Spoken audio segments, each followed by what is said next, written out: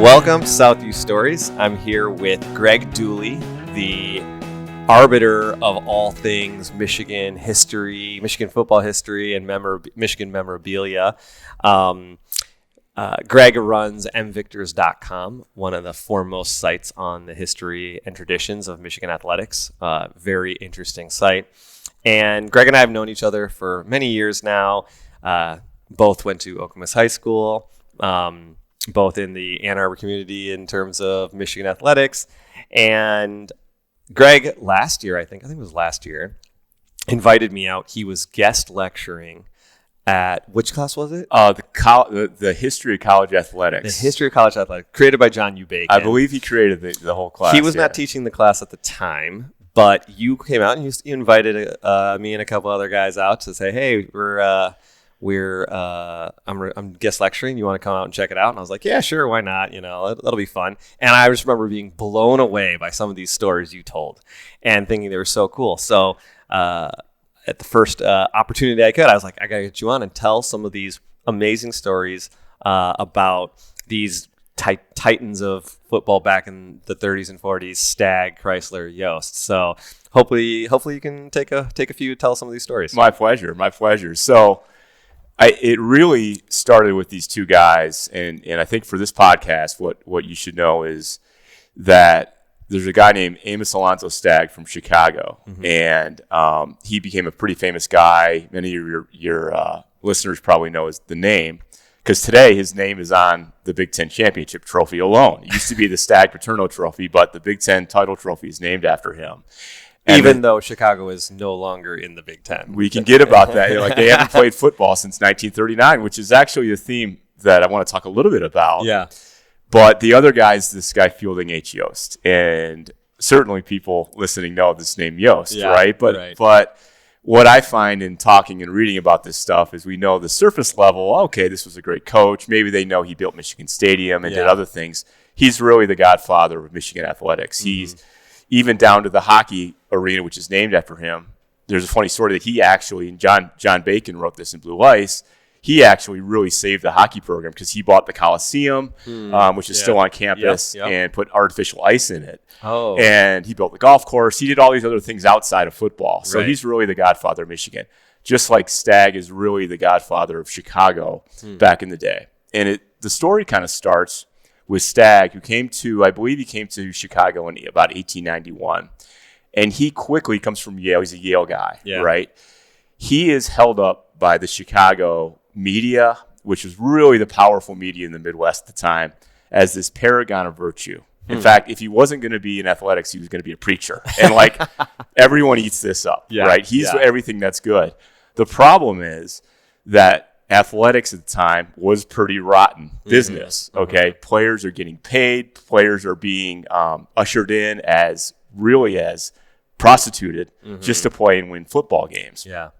And that's kind of the era that that Stagg kind of grows up in and is kind of like the king of all these, but he does it right, Rich. That at least on the surface, okay? He does it right. So Chicago's a powerhouse in the 1890s. It's really behind Yost, it's really behind Stagg. In fact, he is one of the people behind, the athletic people behind the forming of the Big Ten. So the Big Ten's formed in 1896, and Michigan's one of the initial members, Chicago as well. But it wasn't necessarily an athletic cooperation. It was the academic sides of these schools going, we need to control all this crazy stuff that's happening with paid players. Oh, that's interesting. That's really why it started. It was the academics who came in and said, no, we got to organize this. And it was the first conference of its kind. So you got Stagg, who's again, the leader of the Midwest. Meanwhile, you got this guy, Fielding Yost, and he's from West Virginia. He's not Ivy League like Stagg. Yeah. And all the guys, the leading coaches, like Stagg, are really out of this mold of the Ivy League. This is a disruptor. This is not who this is, okay? Right. So he comes from West Virginia, and he gets into coaching. He coaches at Ohio Wesleyan. He goes to Nebraska. He goes to Kansas. He goes to Stanford before he ends up at Michigan. But what you have in Yost is some guy who's willing to bend the rules quite a bit. Okay. In fact, so get this. So he's at Kansas, 1899. You know the name James Naismith, right? Yes, of course. He's the inventor, the father of football. Basketball. Dr. James Naismith. Dr. James is at Kansas at the time, and he's coaching basketball. Mm-hmm. All right.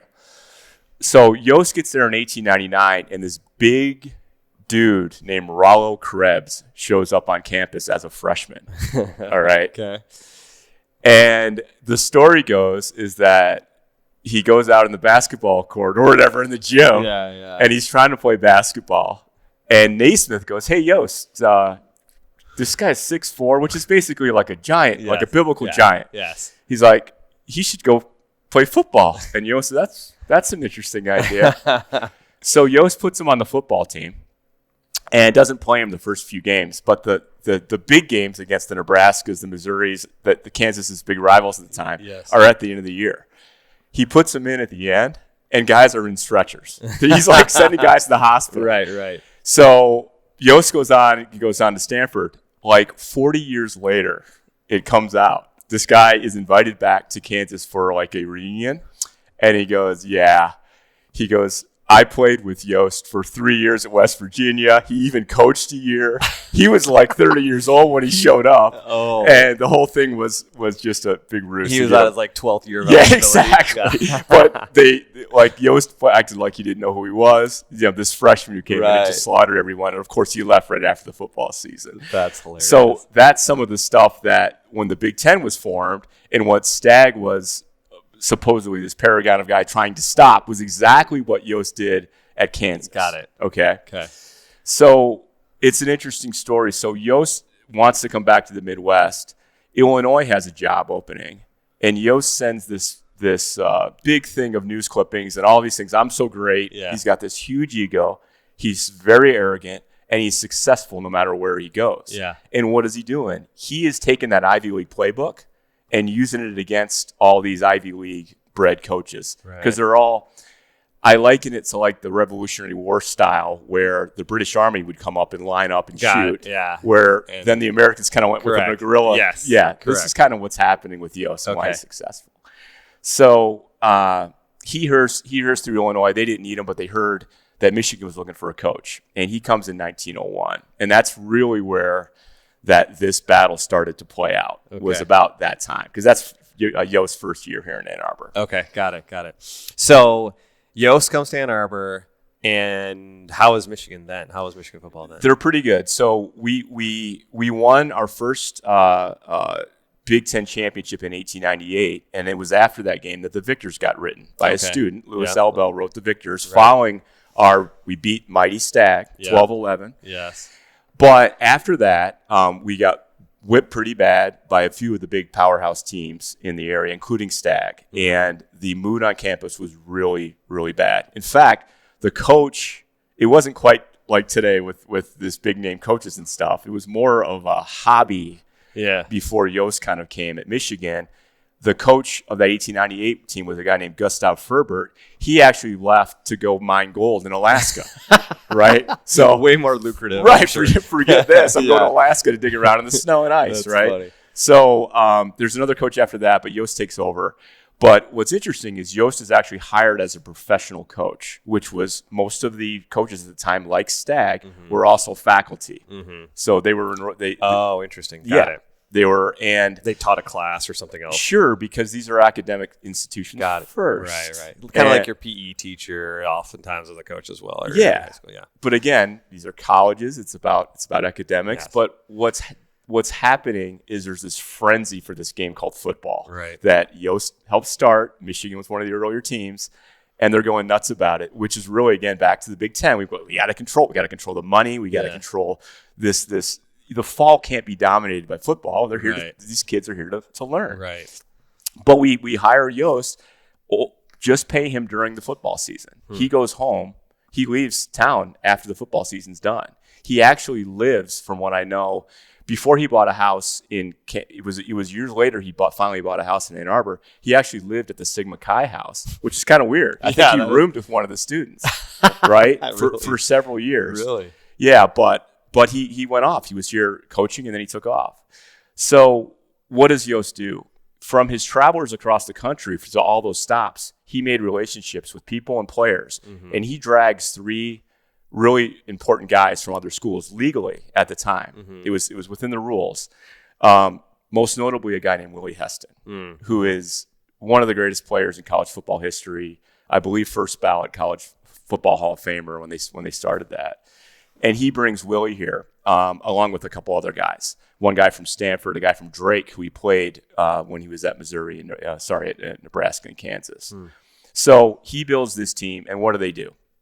In 1901, I don't know how else to say it, they score 550 points, and they do not surrender a single point against anybody. And that includes a postseason game. Really, it was scheduled before the season, which is a myth about the first Rose Bowl. But they played this game in Pasadena at this event called the Tournament of Roses. They used to do chariot races and all these other things. They wanted to have a football game. And that was before the season started. They planned a trip out west before the season started. So it's actually a misconception that the Rose Bowl was this pairing of 2 championship teams. Oh, interesting. Yeah. Oh, that's interesting. Yeah, so they played Stanford, which was his old team. But Stanford was not the champion of the West, of the far West. Got it. They were a team that we happened to arrange a game. Convenient. Yeah. Yeah. And we throttled them. Yost outscores everyone 550-0. He whips Stagg, and now everyone's on high alert about this crazy, maniacal, arrogant guy in Ann Arbor who's whipping everybody. And he was living at the Sigma Chi house. Yeah. And so. Yeah, so there's some crazy things, and now you obviously get Stagg's attention. Yeah. Okay. Now, what is football in what they call the West back then? It was considered a lower class. I liken it to English soccer versus American soccer. Okay, they have a couple players. Maybe a couple of them could play with us here in England. Step it down to go. MLS is a step down after you're done playing over there. Exactly. But what Stagg and Yost start to do is change that perception. In fact, what you start to see is recognition of some of these great players and teams make it onto All-American teams like Willie Heston and some other players, right? So they're starting to change that perception that it's second class. Well, it's really because of this man and these 2 guys going at it in this heavyweight clash, and it extends. Now, Chicago is a big alumni area for Michigan and, of course, for Chicago, the Maroons. Right. And Stagg controls the newspapers there, but we have a huge influential alumni base in Chicago at the time. And what happens is there's this feeding frenzy for the top recruits. All right. Just like today, you have 5 stars. So there's a 5-star all-time guy in Chicago, and I think he's from Hyde Park, which is right near the University of Chicago, or wherever they used to play. Stagg, again, the paragon of virtue, this great guy, he invites all these players from the high schools to work out and practice with the Chicago players and things like this, right? Yeah. And so there's this guy named Walter Eckersall, and he is in the College Football Hall of Fame. He's actually he becomes kind of a famous sports writer and referee and all this other stuff at the time. But at the time, he's in high school. He's a shortstop. He is a quarterback on the Hyde Park or whatever, the school down there in Chicago. And he's can't miss. He's about 5'4", 130 pounds, but he's perfect. You couldn't throw the ball back then. Okay. Oh, right. Okay. But he's perfect for these offenses. He's very smart. He's very quick. Yeah. And he kicks and punts, which is, again, was a bigger part of the game back then. Everybody wants him. So it plays out in the papers, where is Eckersall going to go? And the early line is he wants to go to Michigan. Michigan has an engineering school. And the word is that Michigan offered him some incentives to go there, but we don't know yet, all right? So, it's interesting that this is the 1900s we're talking about. Yeah. And we're getting some of the same vibes that we get today of like, where's he going? What's he going to do? What's the It's 100 years later, and still... No, you're right. You're absolutely right. And this whole notion of paying players for being athletes, again, was one of the founding principles of the Big Ten, is you can't pay they can't get any gain. Yeah. So Eckersall, I believe, played on an AAU baseball team where I think some of the players were compensated at the time, and everyone frowned upon it, but Stagg took care of that problem. So yeah. So Eckersall, so everybody wants this guy. And so the papers are like, where's he going to go? Where's he going to go? Again, the inside line is that he's going to go to Michigan. Camp opens up in Chicago, and Eckersall shows up on the Chicago team. Okay, so they got him. Great. Yeah. So what happens is Michigan sends our prominent alumni over to his house at midnight, as the story goes. There's a knock on the door. And by the way, this is all played out in Stagg versus Yost, John Kryk's book. It's this book you so nicely gifted to me, Stagg versus Yost, which is an awesome book. If you have people who love this kind of stuff, you got to get it. So there's a knock on the door at midnight. And apparently there's a conversation that goes on until about 2 a.m. And Eckersall shows up at a train station in Chicago heading for Ludington. And not to confuse things, but Ludington is where Michigan has opened its football camp that year to practice and stuff. And this is something that Yost innovated a little bit. Other teams did it in the East, but he did it at Michigan. Yeah. They used to practice at Whitmore Lake. And then this year they happened to, very cool. Like, get out of campus. We're just going to focus on football.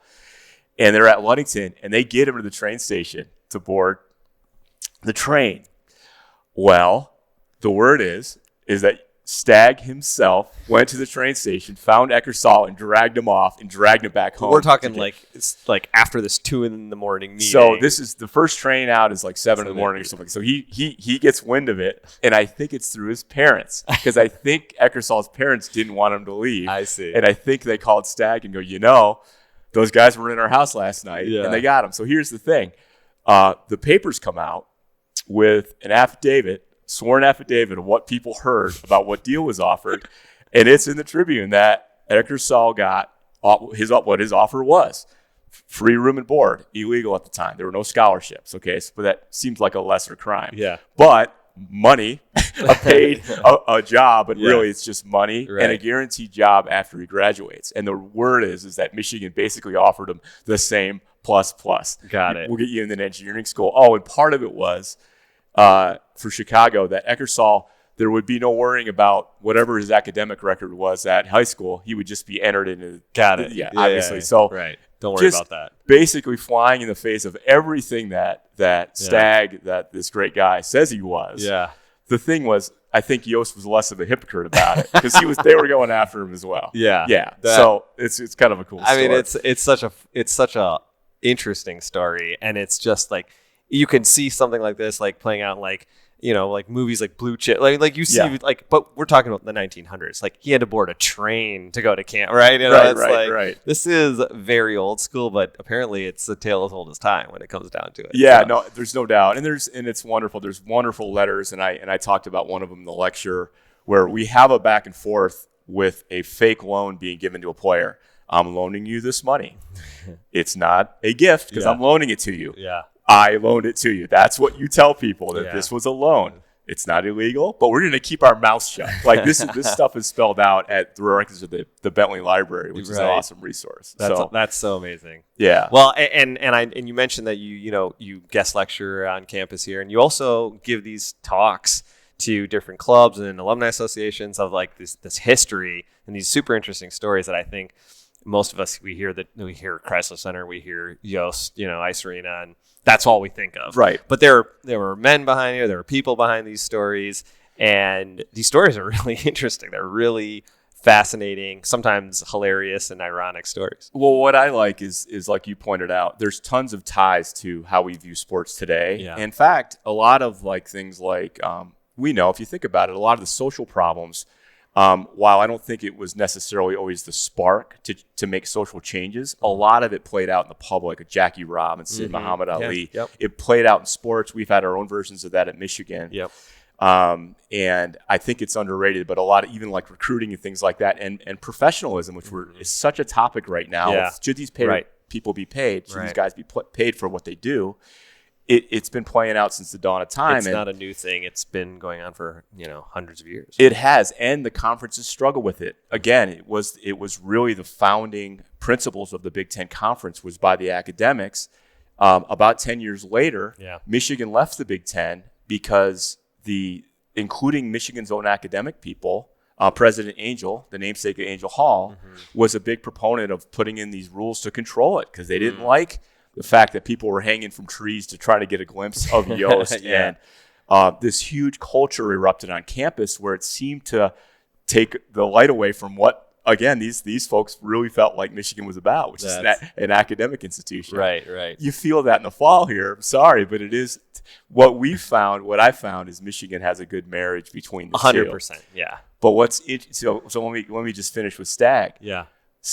At Chicago, the academics won. It's why we don't have a interesting major. Yeah, they won. They ended the football program in the late 30s, and it was effectively the academics saying enough. We're not going in this rat race. We're not building a Michigan Stadium or like all these other Big Ten schools. Yeah. We don't want to keep up. We want to be a higher a beacon of higher learning. Yeah. And that's why Chicago, left in 1939. The Big Ten Conference altogether had a horrible football team at the end and really kind of gave up. In fact, the academics made Stagg retire. I think it was around 1932 because he reached the age limit for faculty to be on staff. So they enforced the mandatory retirement rule, which was basically a symbolic way of saying we don't want to do this anymore. Yeah, you're done. And it could have happened here. And then maybe that would have been okay. But the guy who really made it not happen, the guy who got Michigan Stadium built when people were saying, why do we need a cathedral to football, was Yost. Fielding Yost. Yep. Well, that's awesome. Thanks so much, Greg. That was a great story. We'll have you back on to tell some more of these stories. I love it. And for those of you out there, make sure to check out M Victors and potentially future projects from Mr. Greg Dooley.